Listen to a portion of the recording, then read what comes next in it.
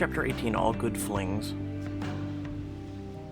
Paula, the nanny Estelle, just hired, sits at the table with Luna in her arms as you stare at her, panic bubbling up inside of you. Luna doesn't need a nanny, she has me. But with Paula here, you're free to leave the mansion early and get back to your life. Consider it a gift from me to you. And to Cole and Daphne, of course. Luna is so adorable. I can't wait to get to know her better. Estelle, do Cole and Daphne know about this surprise? Not yet, but I know they'll love it. Besides, this will help Daphne focus on work, and Cole can focus on his wife. Now you see her angle. You remember the way she looked at you and Cole the other night. I've nannied for over 3 decades. I have a degree in early childhood education, and I speak 4 languages. Because the baby's going to speak one of those languages. Luna's in good hands now, Alyssa. Don't you want to return to the life you had before the surrogacy? No, I don't want to go back to a life without Cole and Luna. You try to keep your voice level despite the rising panic in your stomach. No matter how I feel, my contract says I'm supposed to be here to breastfeed Luna for 6 months. As long as you're still pumping, it's fine. We'll just have Ivan swing by to pick up the milk.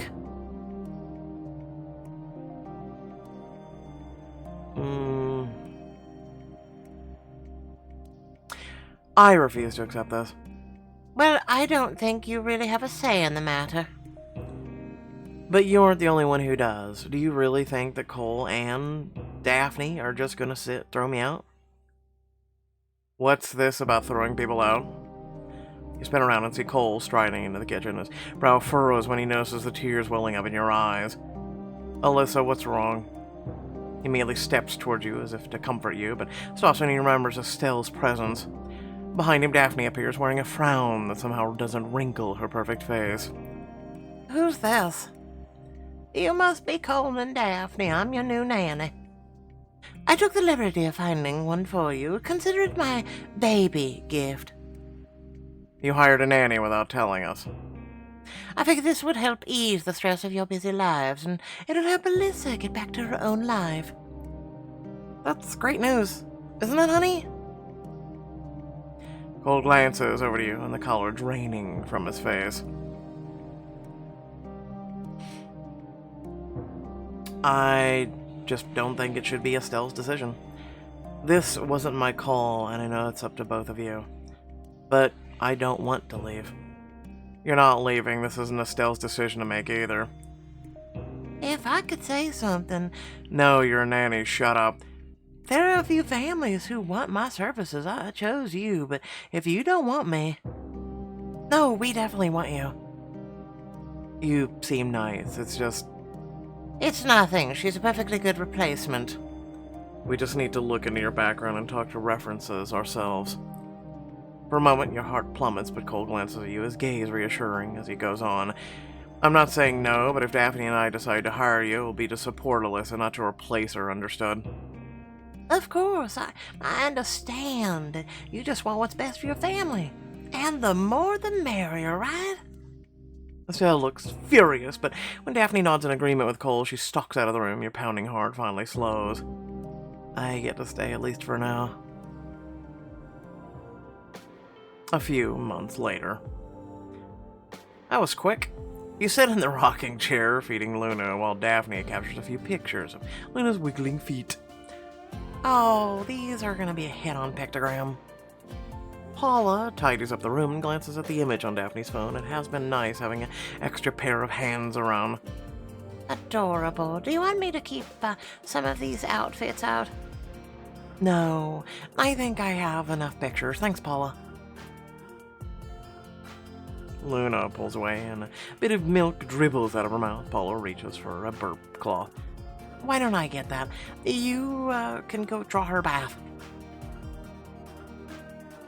She takes the burping cloth from out Paula, and Paula heads out of the room while Daphne starts to wipe up some of the mess around Luna's mouth. Wow, Daphne. 5 months ago, you wouldn't have been able to do this. Right as you say that, Luna spits up a bit, and it gets on Daphne's freshly manicured hand. Yeah, and I think that's enough for now. You help her wipe up her hand and finish cleaning up the baby, but still, it's more than you've come to expect from her. Daphne reaches down and lets Luna grip her finger, her lips curve into a faintest hint of a smile. But as Luna begins to tug Daphne's finger towards her mouth, Daphne gently pulls away. Did I ever tell you that I dumped Harrison? Really? When? Her voice is light, but you can see heartache lingering in the careful set of her expression. Just a few weeks ago. I managed to find more work, so that's been keeping me busy, but it did make me realize I want to make things right with Cole. I owe it to Cole and Luna to actually try to make this work. Daphne... He's put so much energy into our marriage. I should do the same. For Luna's sake. You think back over the last few months, sneaking around with Cole every spare moment you could.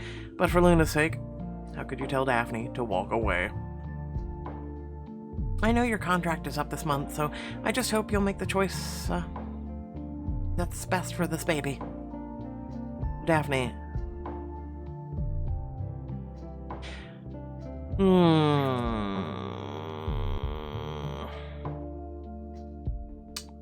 I need to think about this one for a second. I don't want to stand in the way of Luna's future. I never intended... I know, you're a good person, Alyssa. A wonderful person for giving Cole the baby he wanted so bad. But please, think about Luna and what she'd... There's so much more you want to say, but you're interrupted by Cole arriving carrying a small gift bag. Everything okay in here? Fine. I was actually just leaving. Daphne gives you one last pleading look before leaving you and Cole alone with Luna. Cole rushes over and scoops Luna up, zooming her around the room while blowing raspberries to emulate an airplane. You okay, Alyssa? Yeah.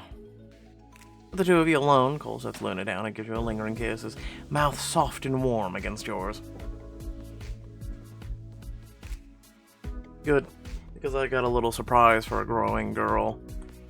He pulls out a dress covered in gold, glittering stars, with a frilly skirt and matching gold shoes. That is so cute. I almost can't handle it. Right, the second I saw it, I had to get it for her, but she deserves a chance to try it on. What do you say? Want to conquer bath time together and let Luna enjoy her new dress? That outfit is just too cute to resist. Come on, Luna. Let's get you all cleaned up for it.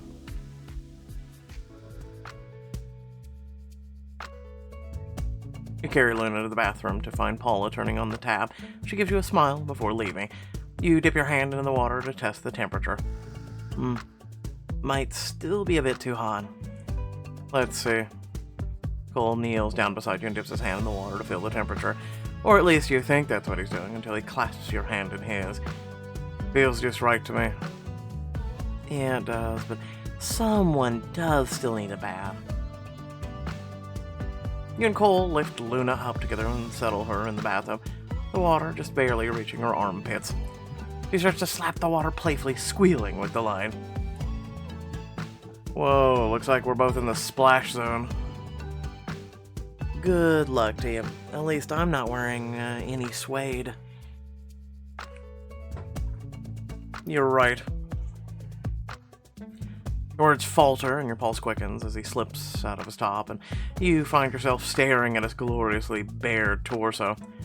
Okay, now we're ready to get soaked. I know I am. Cole cups some water in his hands and pours a little over Luna's head to get her hair wet. Why don't you play with her a bit while I shampoo? Great idea. Are you ready to meet Charles Duckins, Luna? You pick up a rubber duck and waggle it in front of her. Give it a squeeze. The rubber duck squeaks when you squeak it, eliciting another adorable smile from Luna. Luna reaches for the rubber ducky as Cole massages some shampoo in her hair. Play peekaboo with the duck. Give the duck a funny voice, why not? You lower your voice and speak in a warble while moving the duck around. Hello there, little baby. What's your name? What?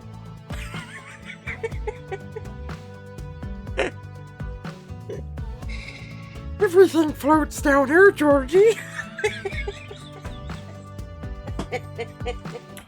If you didn't laugh, I don't know what to tell you. I'm great with kids. Gaga, that's so funny. A pop star with some same name as you. You give the duck another squeeze and Luna reaches out for it. You let her take hold of the duck with her tiny fingers. Luna's laughter brings a big smile to Cole's face. The warmth of his smile and the sight of his arms flexing as he massages Luna's hair reminds you of why you love this man so much. Alright, time to wash off that little body of yours. You squirt some soap onto the washcloth and get it nice and sudsy while Cole finishes rinsing the baby shampoo out of Luna's hair. Luna wriggles in Cole's grasp, her tiny hands reaching for the soap bottle. You want the soap bottle? Why are you so fascinated by soap? You pump out a little bit of the foamy soap on your hand and show Luna she's even more mesmerized. Maybe this means we won't ever have to remind her to wash her hands before dinner. Do you have a passion for cleanliness, little girl? You pump out more soap, leaving an even bigger pile of foam in your palm. Luna's whole little body wriggles with happiness as she waves her arms, and you and Cole burst out laughing. You have all the toys money can buy, and the thing you like the most is bath soap. I think you're starting to take after me. You're both easily entertained by the little things. Yep, and those are the best things. You pump out even more foam on your hand and try to sculpt it into something. Alyssa is amazing, isn't she? Always so creative. You let Luna touch the giant glob of soap with her tiny hands, and she's beyond delighted. Cole quickly washes it off before she can accidentally get some in her eyes, but even watching the foam get rinsed from her hands is mesmerizing. First making handprints and dough, now making soap sculptures. She's on a roll. She's never going to run out of creative activities with you around. You and Cole give Luna one last rub down and rinse while she plays and splashes around with the rubber ducky. Okay, Luna, all clean. Now, time to get you dressed up. But first, Cole, turn around and close your eyes. Hey, I thought this outfit was my surprise. It was, but I wanted to make it one for you too. Chuckling softly, he leans over to press a lingering kiss to your lips, then gives Luna a gentle pat on the head before turning away. Okay, Luna, I'm gonna need those adorable little arms of yours. You put on the dress, and then take a moment to adjust the bows on at her waist and on the top of her head. Cute. There we go. Alright, Cole, turn around. The moment he does, his eyes go wide, his whole face lighting up with a smile.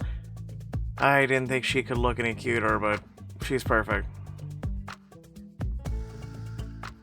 I know what you mean.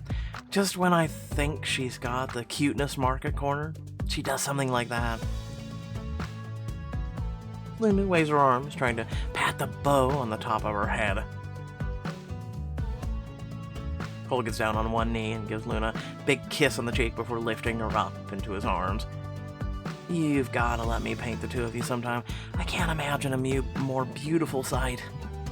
Cole steps closer to you and wraps an arm around your waist, bringing you in close. I can, a portrait with all three of us in it.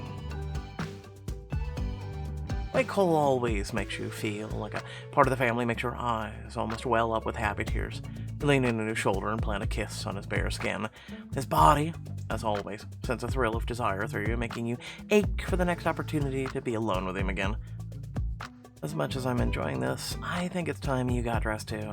We should show off Luna's new outfit to the rest of the house. Definitely, but before I forgot. Cole tugs his top back on and then turns to you. I actually wanted to talk to you about something. Your stomach tightens at the mention of talking, especially considering Daphne's parting words. Oh? Maybe we could find time tonight. Estelle's gonna be at a photo shoot with Daphne, and I can give Paula the night off. Inwardly, you're begging for it to just be a date, but Daphne's comment weighs on you. Sure. You panic text Demi to meet you, and the two of you walk around a shopping plaza. You fill her in on the new details. Daphne broke things off with Harris, and I think she's really changed her mind about their marriage, about making things work. Oh, so she wants you to leave? Pretty much. I mean, when I first saw her say it, I couldn't believe, and I wanted to go with "you have some nerve," because this whole entire time, the whole pregnancy, the whole, few months, she hasn't given a crap about she hasn't given a crap about the kid or Cole until now, all of a sudden. I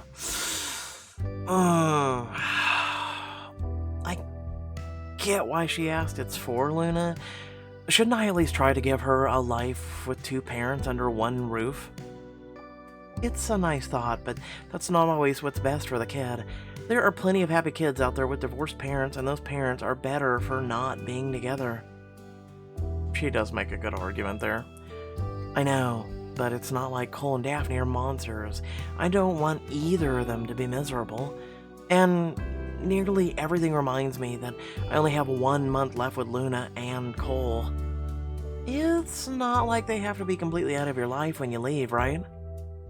But what if Cole agrees with Daphne on this? He might want to make things work too. Luna needs two parents who love each other. And what about what you need? I don't know. I need to know where Cole's head at. He even asked to meet him tonight to talk. Then that's the perfect thing to get the answer out of him from about whether he wants a future with you or Daphne. It's more complicated than that. With Estelle in the mix, it would help to know where Cole stands. I know just how you can show him what he's missing. Wear that. She points to a mannequin sporting a sleek outfit that looks made to show off your curves. With your post-baby bod, it'll fit you in all the right places. It would be nice to feel confident in my own skin, especially if I'm gonna talk to Cole. This is called bewitching in blue. You enter the shop, try on the outfit, complete with some gold accessories. I look great, and I feel even better. You run your hands down the silky blue top, imagining how Cole's hands would feel against your bare skin as he slides it off of you. And the way he'd slide the zipper down the back to get access to. So you're ready to talk to your man. As ready as I'm gonna be. You return to the mansion the evening, a mixture of excitement and nervousness coursing through you. Cole messages you to meet him on the back patio, and when you arrive, the sight of him standing there makes your heart leap. Hi. When he turns and sees you, he stops, his mouth drops open to awe as he takes in your new outfit. Hi, yourself. You look... He doesn't need to finish the sentence as he steps closer to you, sliding his hands around your waist. Cole trails his fingertips along your sides, raising goosebumps on your skin beneath the fabric, then leans in to whisper in your ear. This dress is beautiful, and I think it would be even more beautiful to take off. You know, when I think about that, all the effort women take to put on their outfit, I don't know. Let me know in the comments if you feel the same, but I don't think that's the compliment it's meant to be. I'm just saying. I should show off my cleavage more so I can get a great view of my skirt and ass. I don't know. You slowly turn around and arch your back so he has the perfect view of your backside. Do you like the skirt? If you wore that every single day, I'd die a happy man.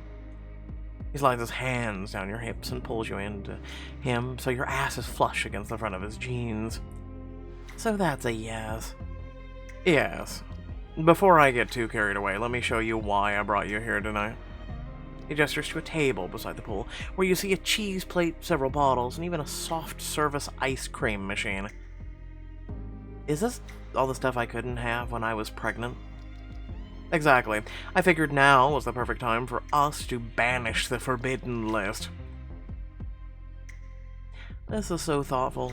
I honestly can't tell you how amazing this is. I'm so grateful. So, to properly show you your gratitude, you pull him into a kiss, letting your tongue prove it. Well, it's the least I could do for the woman who had my baby. I don't think there's anything I could get you that would fully show my gratitude, but consider this a start. He gives you another lingering kiss before leading you to a part of the table that's laid out with a dozen different bottles and mix-ins. As you sample some of the cheeses and other forbidden delicacies, Cole hefts a bottle in one hand. I've been wanting to make you my all-time favorite drink since the day we met. I'd love to try it. He puts on a little show, pouring and mixing with flourishes as you watch. I'll have to ask him for the recipe so I can make it for him next. Oh, there might not be many more next times. Affection and heartache mingles in your chest as Cole finally presents your drink with a triumphant smile. Pisco Sour. It's a weird name, Pisco.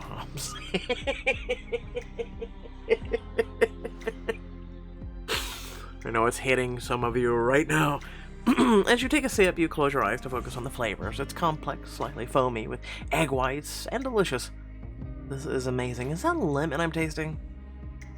A lime to cut through the bitterness, but that's not the only surprise I have waiting for you.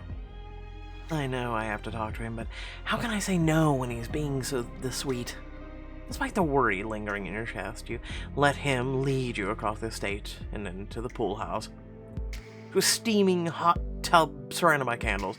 The thoughtfulness of the gesture makes your heart ache, and it makes you want him more. You did all this for me? Of course. You know I would do anything for you. Cole takes a step closer to you as he rests his chin against your shoulder and breathes in your scent. Why don't we take this moment to relax? It's been a while since we had time for just the two of us. His lips find yours, and you give vent to the heat of his kiss. While you've got him, it's impossible to waste this moment. As he slides a hand up your waist, you let him start undressing you. Just as you imagined when you bought the outfit, the feel of his hands on your body as he slowly unzips your skirt sends you into overdrive. As much as I love you in this outfit, I'm gonna need it off of you right now. Now it's your turn. As you slowly peel off his clothes, you trail kisses along each newly exposed inch of skin. Alyssa. And the two of you slide into the water. It's just shy of too hot, and the sight of Cole's naked body stirs a different heat inside of you. Maybe talking can wait a little longer. It's been so long since I got to feel him, all of him. Oh look, a diamond choice that I'm gonna actually say no to. Sorry, folks. You know why we wouldn't be able to watch the Bound Chicken Well anyway, because it's YouTube. All of this is amazing. Being here with you is amazing, but as much as I'm enjoying it, can we talk? Of course. About what? You literally wanted to talk to us. You tell us. You pull back and sit so a jet gently massages your lower back. So, my contract is up in a month, and Daphne wants to make things work with the two of you. She does? More or less. I know she wants what's best for Luna. The truth is, Daphne and I, with the baby, we've barely had time to talk. But if you could talk with her, what would you say? He gazes down at his hands in the water, his expression full of conflict, pain. He looks up to meet your gaze and reaches up to cup your cheek. You aren't sure if it's a gesture of reassurance or farewell. Say something, please. Alyssa, I suddenly hear a door slam from the back in the main house, and you and Cole deflate. I guess Daphne and Estelle are back early. We'll finish this talk later, okay? Sure. You towel off, get dressed, and head back to the house, but you can't help feeling like your future with Cole is drifting farther away. At least we were honest with him. Back in the room, you get changed, stewing over Cole's last words in the hot tub when Luna cries out over the baby monitor. I'm coming, baby. Just give me 1 second. But by the time you reach the door to the nursery, Luna is no longer crying. She's asleep in Daphne's arms. Look, she calmed down. You're doing great with her. From your vantage point in the doorway, you see Cole beaming down at Daphne with pride. It's the first time you've ever seen Daphne this comfortable. She actually looks like the perfect mother right now. Such a happy family and a happy home. Startled, you turn around and see Estelle behind you, also peering into the room. And yet here you are, trying to break that up. No, actually I'm not. You look at Luna smiling up at her parents and it hits you. You can't deny it any longer. You're right. You feel your heart breaking, but you force yourself to get the words out to make it real. I'll pack my bags and leave in the morning.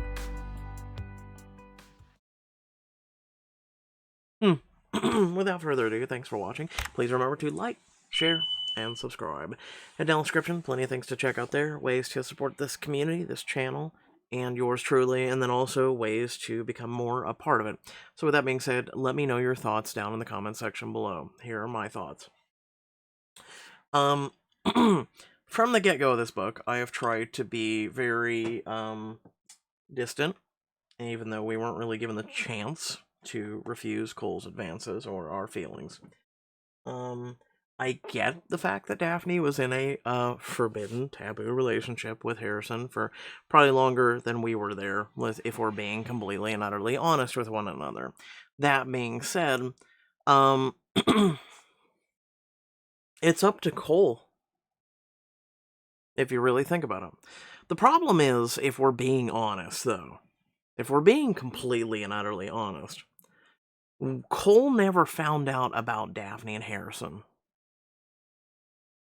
So, when you think of that, and when you look at that perspective, we realize that basically if Cole had all the information laid out before him, that she was in a relationship with Harrison long before he was in a relationship with you, that might change his perspective. That might have changed his perspective this whole entire time, and you wouldn't have had to run around with Cole, and maybe things would have changed. Maybe we would have had an actual stable relationship. And our relationship is based off of BS, right? This whole relationship with Cole is based off of drama. It's based off of lying. It's based off of everything. And you should never really, and history, statistics, analytics, everything else will back me, you should never start a relationship based off of things like that. You should start a relationship based off of complete and utter honesty, being true to one another, and whatnot. That's just my true feelings, right? That's how I feel. Yeah, I'm just saying. I don't know. Let me know you guys' thoughts down in the comment section below, because I always respect listening to you guys, hearing you, and what you have to say, and the whole 9 yards. It's why I ask for your input and opinions, and then also it's why I do what I do. So, once again, thanks for watching, love your beautiful faces, and I'll catch you all in the next video. Peace out.